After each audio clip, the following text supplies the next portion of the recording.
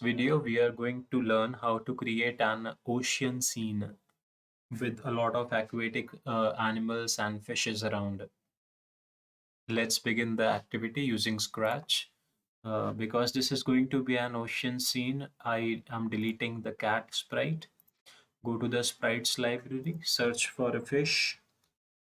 I'll take starfish to begin with, and let's take a backdrop also and go to the underwater category. Two backdrops are there. I'm taking the second one. Now here, according to the backdrop, the fish looks bigger. So the first instruction will be when green flag is clicked and the size of the fish should be reduced. So go to the looks category, set size to 100%. Instead of 100%, make it 50% and click on the green flag. So the size of the fish is reduced. Now we want the fish to move, basically the swim in the ocean. So for that, we will go to the motion category, take the first instruction from there, move 10 steps. And we want the fish to swim continuously. So we are going to use a forever loop here and join it with the green flag. Click on the green flag now. The fish is basically running towards the right hand side. We can reduce the number of steps, make it one step, and click on the green flag. Now the fish is on the right hand corner. It is not coming back here. So what we can do is we can give a starting position to the fish. That can be done with the motion category, and we can use this instruction, go to XY. So every time you click on the green flag, it will come here only at a specific place. Another way is to give a random position using this instruction block. So let's make it more interesting, that the fishes keep on changing their directions underwater. So let's not go with static, go with random and use this instruction set after the green flag instruction. Now click on the green flag and you see that every time you click on the green flag, so the fish is starting from a different direction randomly. Another thing that we are seeing is once it is reaching to the corner, it is not coming back. So for that, we are going to use this instruction if on edge bounce inside the same forever loop. So now you see that immediate effect of that instruction, it is coming back towards the left hand side again, but it is tilted upside down. So in order to fix that inside the motion category only, another instruction is set rotation style left right. So what you can do is you can see that it will go to this particular corner fish and it has turned upside down. Now we are going to use this instruction and the fish is again looking straight forward and swimming in the ocean. So every time it is touching the corners, it is bouncing back and now it's working fine. Another exciting thing that we can do with fish is, fish are, usually go random underwater. So we can give random directions to them using one instruction which you can find in operators block, which is called pick random. It is basically a function.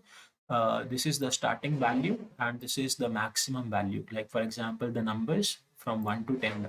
This function picks a random number. So let's make the upper limit as 5. So it will pick basically 5 numbers every time. You see when I'm clicking on this, so it is giving me a random number from 1 to 5 every time. Now we need to relate this function with the movement of the fish. And that is very simple. So we are basically going to use two random functions and let's give the upper limit a similar one here, 5. And basically we need to check if both the values are same, then the fish should change the direction. So what we are doing is if they both are same, then something should happen. So we need an if statement. Basically we go to the control category and we use the if condition and we need to see if both of them are equal. So we need to go to the operators and take the equal to sign. So put it here like we do with the numbers, like 50 is equals to 50. So that is very simple.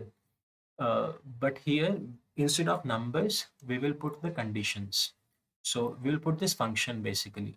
So if the value given by this function, the random number generated by this function, is equal to the random number generated by the second function. If they both are equal, then the fish should change the direction. So what we can do is go to the motion category and take this turn 15 degrees, and we can give a greater value also, like 180 degrees. Now this should happen when we click on the green flag. So from the events category, when green flag is clicked, click on the green flag and see how this is working.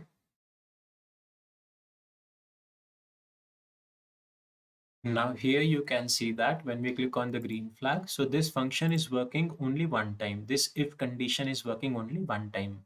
So we want this random numbers to be generated continuously.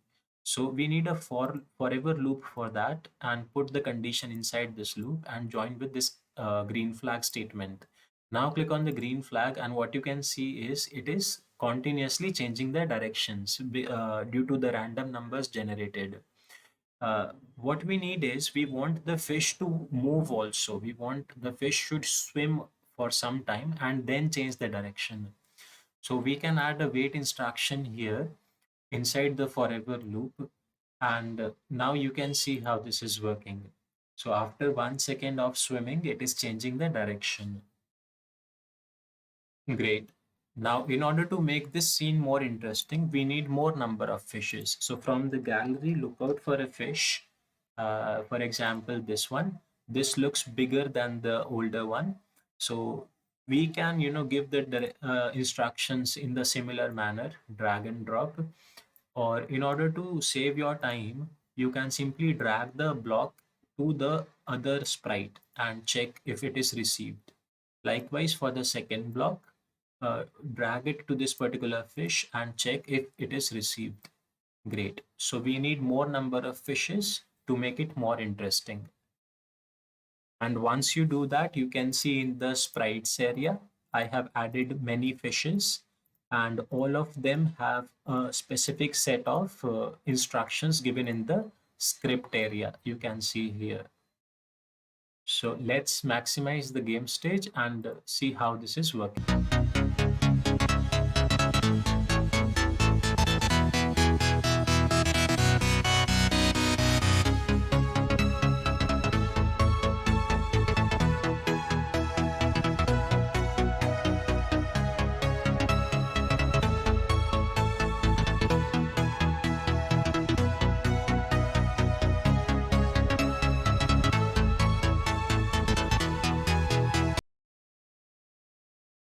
Well, this is basically a theme that I have taught you how to create. You can further enhance it by adding your thoughts into that.